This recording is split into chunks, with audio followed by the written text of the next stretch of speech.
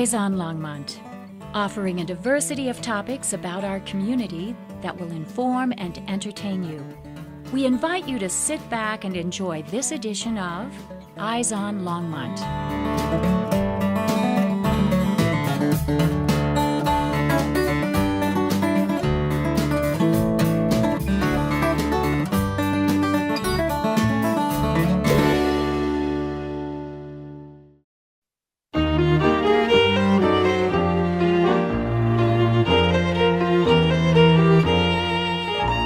Hi, my name is Bill Butler.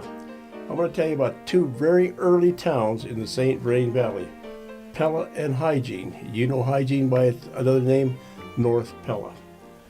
Pella was founded in 1859, 150 years ago. Here's a map showing you where it is. Pella is right in the middle of the map.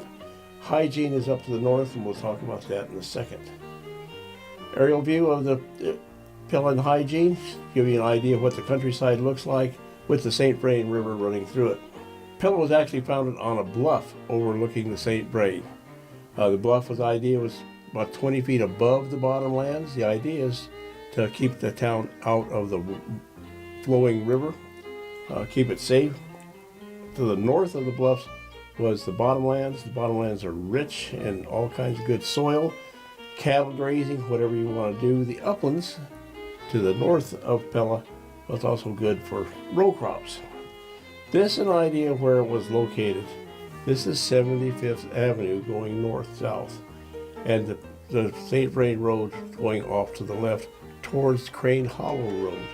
Those buildings were not part of Pella. They're modern buildings. You can see the creek running through the picture. This is the upper or Laramie crossing of the St. Vrain. The lower crossing is 287 in Longmont, otherwise known as the Overland Trail. Okay, these are the only two places you can cross the river. A bridge was not built here until 1886. In fact, there was a ferry that would take you across until the bridge was built. This is an early sketch map showing where some of these things were, like up in the left-hand corner is the town of Nolan. Nolan was a quarry town. The famous Lion sandstone came from Nolan. Nolan, once the mines closed, Nolan was just destroyed. If you drive up there now, you'll see some houses. There's nothing left except some of the drifts in there. Pella is in the bottom of this picture. The Hygiene up to the right. This is where the St. Vrain cross the river. It's one of the few places there you can get down to the river. I didn't do it. It's thick brush, but you get an idea of what it's looked like, what the St. Vrain looks like. It is in the bushes right in the left-hand side, left picture, and on the right. Some of the houses and features in the St. Vrain Valley around Hygiene, especially, and Pella. Some of them are still there. You have to look around for them, but most of them are gone. This is the 1890s. There was a store. The Pella store was at the location here of where you see that telephone pole at the intersection of 75th and the road that goes to Crane Hollow. It's gone. There's nothing there now. A sketch map made by Billy Boyles showing the relationship with some of these things. It's a very good map. Hygiene is to the right. That's to the north. You see the railroad tracks, and there's Pella and 75th and all the Crane Hollow Road and some of the more important things I'll talk about, like the Pella Mill, the Pella Fort and stuff. There's a key in Benedict showing what was there. There were lots of things going on in Pella. There are very few pictures of homesteads or anything. Here is one. This is the Miller House. Most of this information comes from the the Longmont History Center, at the Research Center. There are very few pictures, I'm afraid. The Pella Fort, it really wasn't a fort. If you look carefully, you can see it's just a building. It's a shed. You can see it with open end at one side. It was never used as a fort. It was used as a community center after a while. I got a feeling once the hay dried out, they just used it for whatever they could, but it was never a fort. Mill, they built a grist mill. This is an artist's conception of what the mill looked like in the 1890s. It's probably pretty accurate. It's an overshot mill, and as the water runs down, a flume goes over the top of the wheel and down in the creek. These are some burrs from the mill. They are at the Longmont Library. These are the grinding stones. You put the raw grains in the mill and you turn this and you grind it into powder. There also was a school. This is the Pella School in about 1886. It was burned down in 1965 in a fire. But this time it had become a home, no longer a school. Vandals burned it down. Nobody knows who they were. Some of the buildings in Pella in 1860 to 1885. You notice it says that 43 families within 2 miles of the post office. Families are not numbered. That's 43 people, but actually each family has 5 or 6 people. So triple that, and you get an idea of what's there. There's a couple hundred people in the Pella area in the 1860s. General office, post office, blacksmith shop, school, and so on and so forth, and even a tavern. And that is in just a few places you see it. There's a roadhouse. That's a tavern. There even was a racetrack there. I could never find it on any map, and I've been out in the field looking, and I can't find it. Pella Crossing is all that's left. It's a sign for a recreation area just north on 75th, just north of the river. You've probably been by there and seen this. It is far north of the actual town of Pella, and in fact it's about a half mile north of the crossing itself. But at least the city and county recognized it was there. Incidentally, the Pella Crossing people were from Pella, Iowa. It's a town that still exists. There's about 60,000 people in Pella today. In the late 1800s, the railroad came to the Denver, Longmont, and Northwestern. If you don't have a railroad, your town died. So the people of Pella looked and thought, uh-oh, we're in trouble, we got to move. And indeed they did.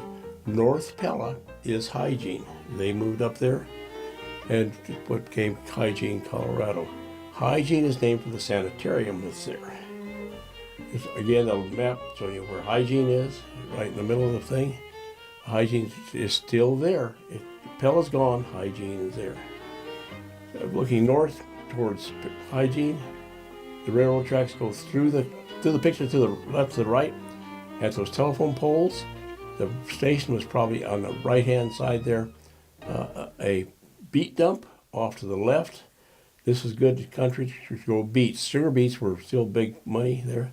Looking south, or looking north, looking south from Hygiene, this is towards the St. Vrain and towards Pella. You can see the trees in the distance. That's St. Vrain Creek.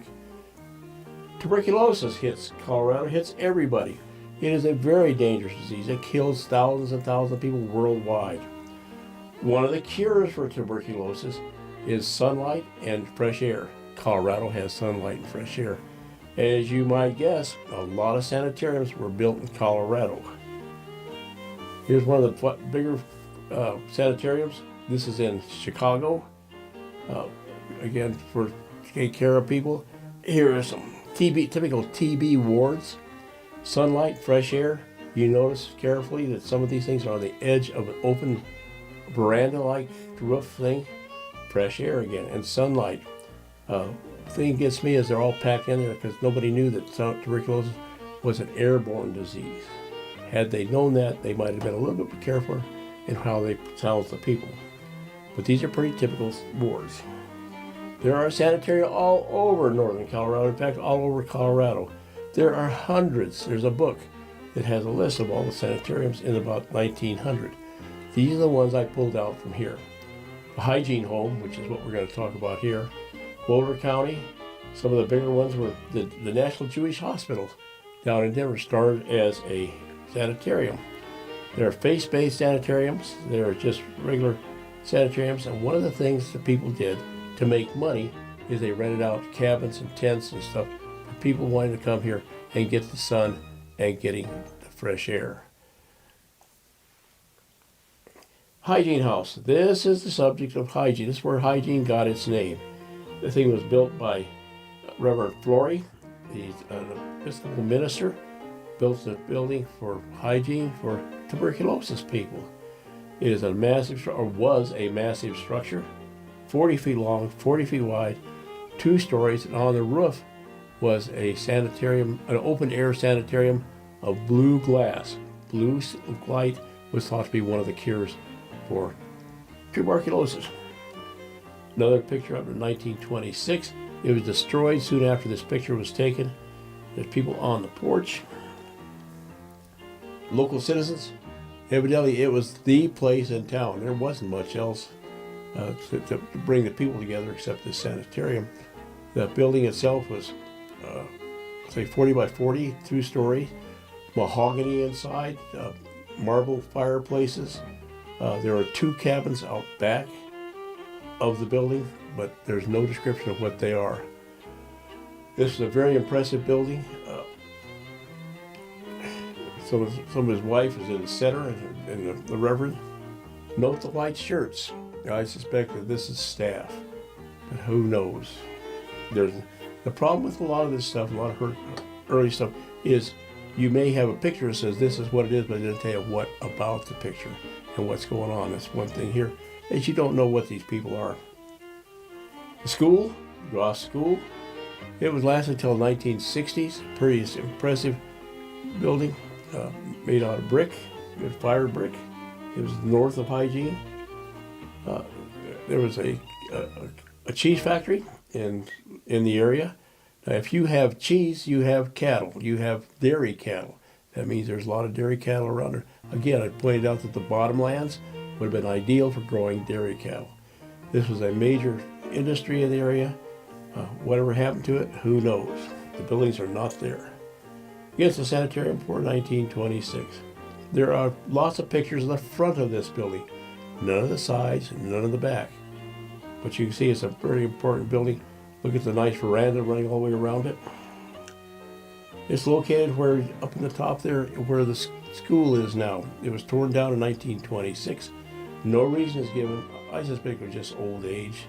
I mean, it had been there for almost 70 years. And down at the bottom is the railroad tracks, and where I think the railroad station was located. The beet dump is probably to the north there, just along the tracks. This is an area where there is now a feed store there.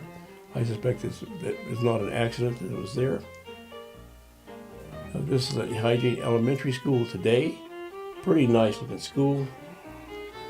Again, this is where I think the sanitarium was located, in that concrete area where the students' playground is. It's logical it's probably right in that area. You could probably, if you had an archaeologist with a backhoe, you could probably find some of the remains of it. Now, one of the interesting things in the area is the Dunkard Church. Just east of Hygiene is this building. It was built by the church in 1880. Notice to the right of it, there's a cemetery. Behind me, across the road, is the rest of the cemetery. The building is not used as a church anymore. It is a community center for everybody. It is a very handsome building. Hygiene today, downtown Hygiene, 75th Avenue looking south towards what is Pella, and view north towards 75th Avenue. Some more Hygiene pictures. Exciting little town. It is a small town, but it is a nice little town. And I guess what keeps it a nice town is it's small. There's nobody there. On the lower right corner, that road there is the one that goes to Longmont. And of course, this is the general store there. There used to be a nice restaurant there, but it closed when COVID hit. There couldn't be any people in there. The Hygiene is gone. Pella is gone, but it's not forgotten. The Pella Corner Animal Clinic and Hygiene is that building right there. It says so on the building. It is the last remnant we have of somebody knowing something about Pella in that building. Those are the 2 towns in the Upper St. Vrain. They're important. They're early 1859. Longmont was founded in 1871. So they're there before Longmont. And don't forget, gold wasn't found in the state until 1858. So Pella was really early. And then Hygiene.